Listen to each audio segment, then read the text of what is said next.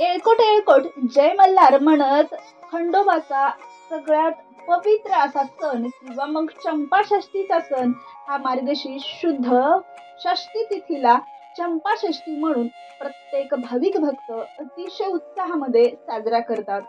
तर हे व्रत भगवान शिव आणि माता पार्वती त्याचसोबत खंडोबा देव किंवा मग त्यांचे पुत्र कार्तिकेय यांना समर्पित आहे. खंडोबा हे मार्तंड मल्हारी किंवा मार्तंड भैरव यासारख्या इतर नावांनी सुद्धा प्रसिद्ध आहेत. खंडोबा म्हणजे भगवान शंकराचं दुसरं स्वरूप आहे. भगवान शंकरांनी खंडोबाचं किंवा मग मार्तंड मल्हारी या दुसऱ्या स्वरूपाचं जेव्हा रूपांतर केलं होतं किंवा दुसरा अवतार घेतला होता तेव्हा खंडोबा हे धरतीवरती प्रकट झाले असं सुद्धा म्हटलं जातं. मार्गशीर्ष महिन्यातील शुक्ल पक्षाच्या षष्टीला भगवान शिवाची यथासांग पूजा केली जाते. त्याच पद्धतीने भगवान खंडोबा किंवा मग मार्तंड मल्हारी या स्वरूपामध्ये सुद्धा पूजा होते, ज्यामध्ये भगवान शंकराचे मार्तंड स्वरूपाची विशेष पूजा असते. कारण चंपाषष्ठी हा सणच मुळात मार्तंड मल्हारी या स्वरूपाचं प्रगट दिन म्हणून साजरा होतो. कृतयुगामध्ये जेव्हा मणी आणि मल्ल यांचा प्रचंड असा त्रास वाढला तेव्हा पृथ्वीवरील ऋषींनी भगवान शंकराला अशी प्रार्थना केली की त्याच्या त्रासापासून आम्हाला मुक्त करावे. ऋषीच्या विनंतीला मान देऊनच भगवान शंकरांनी, कार्तिकेयनी आणि भगवान गणपतींनी मणी आणि मल्ल यांचा नाश केला. हे युद्ध अखंड 5 दिवस अहोरात्र चालू होतं आणि 6व्या दिवशी मणी आणि मल्ल यांचा नाश झाला. तेव्हाच ऋषीच्या विनंतीला मान देऊन भगवान शिवानी खंडोबा रूपामध्ये किंवा मग लिंगद्वय रूपाने मार्तंड भैरव किंवा मार्तंड मल्हारी म्हणून ते लिंगद्वय रूपाने कायमस्वरूपी जेजुरी गडावरती स्थानापन्न झाले. त्यामुळेच आपण भगवान शिवाची किंवा मग मार्तंड मल्हारी म्हणून खंडोबा देवांची ही चंपाषष्ठी साजरी करतो. तर चंपाषष्ठी ही यावर्षी म्हणजे 2024 या वर्षी 7 डिसेंबर वार शनिवार या दिवशी जेजुरी गडावरतीच नव्हे तर संपूर्ण महाराष्ट्रामध्ये ज्या ज्या ठिकाणी खंडोबाची मंदिरे आहेत त्या ठिकाणी हा सण अतिशय उत्साहामध्ये साजरा होतो. तर ही चंपाषष्ठीची तिथी 6 डिसेंबर 2024 दुपारी 12:07 सुरू होणार आहे. म्हणूनच चंपाषष्ठीची जी शुभ तिथी आहे ती 7 डिसेंबर ही संपूर्ण महाराष्ट्रामध्ये ज्या ज्या ठिकाणी खंडोबाची मंदिरे आहेत त्या त्या ठिकाणी हा उत्सव साजरा होतो.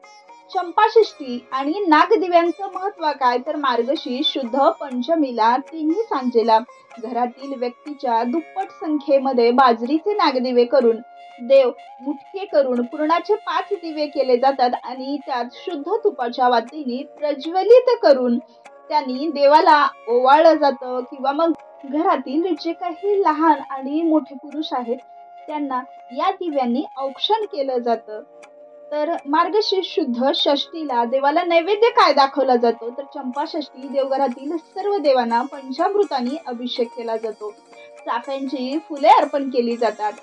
घटावर फुलांची माळ घातली जाते. दिवा प्रज्वलित करून देवाला ओवाळलं जातं आणि पूर्णावरणाचा नैवेद्य त्याचसोबत बाजरीची भाकरी व वांग्याचं भरीत, नवा कांदा, दही भात, लिंबू, गाजर इत्यादींचा खंडोबा देवाला नैवेद्य दाखवला जातो. देवाला नैवेद्य दाखवल्यानंतर चंपाषष्ठीच्या दिवशी खंडोबा देवाच्या प्रीत्यर्थ एक महत्वाचा विधी केला जातो, तो म्हणजे तळी भंडारा. तर चंपाषष्ठीला तळी भरणे हा कुटुंबातील कुळाचार मानला जातो. त्यामुळे घरातील तळी उचलली जाते. तामणामध्ये भंडारा पसरून त्यावर 5 विड्याची पाने, सुपारी, खोबऱ्याचे तुकडे व मधोमध भंडाऱ्याची वाटी भरून ठेवलेलं खोबरं ठेवलं जातं.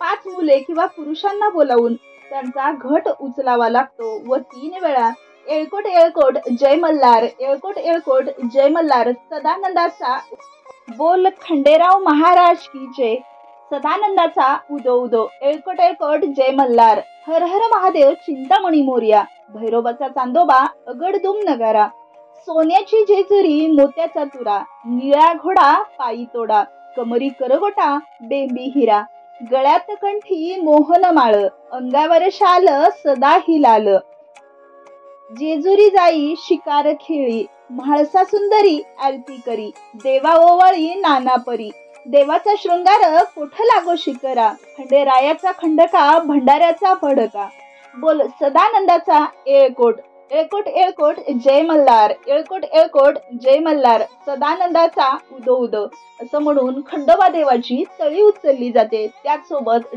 तळी भरल्यानंतर दिवटी आणि बुदली सुद्धा प्रज्वलित केली जाते. वारी खंडोबाची असं म्हणत त्या दिवशी खंडोबा देवाच्या नावाने वारी सुद्धा मागितली जाते. तर काही ठिकाणी या दिवशी जागरण गोंधळ केला जातो. देवाची वाघ्या आणि मुरळी यांच्यासह देवाचं रात्रभर जागरण गोंधळ सुद्धा केलं जातं. तर या चंपाषष्टीच्या दिवशी देवाला नैवेद्य दाखवल्यानंतर वारी मागितल्यानंतर जो काही वांग्याचं भरीत किंवा पुरणपोळी, ज्वारीची भाकरी किंवा बाजरीची भाकरी हा प्रसाद केलेला असतो, तो खंडोबा देवाचं वाहन म्हणून घोड्याला आणि कुत्र्याला सुद्धा हा प्रसाद दिला जातो. त्या दिवशी 5 दिवस जे आपण अखंड उपवास धरलेला असतो किंवा एकभुक्त राहून आपण हा उपवास केलेला असतो, तो चंपाषष्टीचे हे संपूर्ण विधी संपल्यानंतर हा उपवास सोडला जातो. तर या दिवशी खंडोबा देवाच्या कुठल्याही मंदिरामध्ये जाऊन दर्शन घेण्याला खूप महत्त्व आहे. जेजुरीच नव्हे तर आसपासच्या ज्या काही खंडोबाची मंदिरं आहेत त्या दिवशी अनेक भाविक भक्त खंडोबाची यथासांग पूजा करून त्यांचं दर्शन घेतात आणि हा चंपाषष्टीचा उत्सव साजरा केला जातो. विशेषतः चंपाषष्टीच्या दिवशी जेजुरी गडावरती जाणाऱ्या प्रत्येक भक्ताला बाजरीचा रोडगा आणि वांग्याचं भरीत हाच प्रसाद दिला जातो. तर मंदिरामध्ये जाऊन आपण ही पूजा करूच शकतो किंवा मग आपल्या घरच्या घरी सुद्धा आपण ही खंडोबा देवाची तळी उचलू शकतो. तळी उचलल्यानंतर आपण जी काही बेलभंडारा वाहतोय किंवा खोबरं वाहतोय तर ते खोबरं आपण घराच्या चारही दिशेने व्हायचं आहे, म्हणजेच जेजुरीच्या दिशेने व्हायचं आहे. तर त्यामागचं असं महत्त्व आहे की आपण जो काही बेलभंडारा किंवा खोबरं आणि भंडारा उधळतो तो देवाच्या शिखरापर्यंत जाओ आणि आपल्या घरामध्ये सुख, समृद्धी आणि ऐश्वर्य नांदो. देवाचा आशीर्वाद जो आपल्या घरातील सर्व व्यक्तीवरती कायमचा राहो, हीच यामागची आख्यायिका असते. तर ही संपूर्ण चंपाषष्टी किंवा मग खंडोबा देवाची माहिती जर तुम्हाला आवडली असेल तर अशाच नवनवीन माहितीसाठी आपल्या चॅनलला लाईक, शेअर आणि सबस्क्राईब नक्कीच करा. धन्यवाद.